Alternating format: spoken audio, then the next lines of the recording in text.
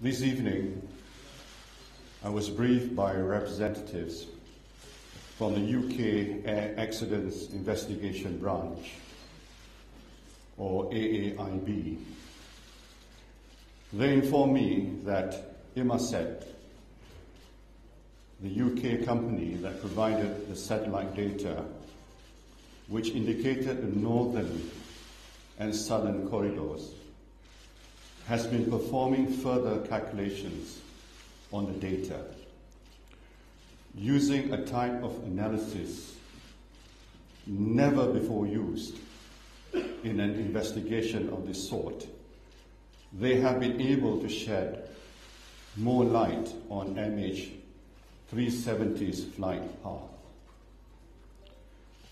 Based on their new analysis, Inmarsat and the AAIB have concluded that MH370 flew along the southern corridor and that its last position was in the middle of the Indian Ocean, west of Perth.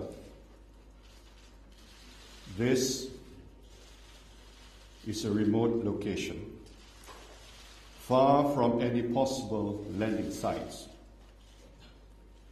It is therefore with deep sadness and regret that I must inform you that according to this new data, flight MH370 ended in the southern Indian Ocean.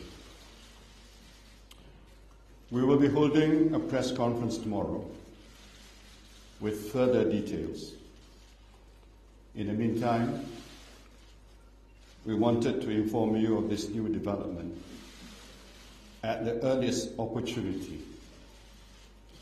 We share this information out of a commitment to openness and respect for the families, two principles which have guided this investigation.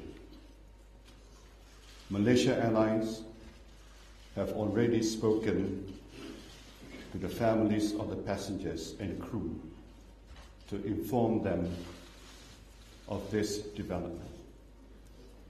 For them, the past few weeks have been heartbreaking. I know this news must be harder still.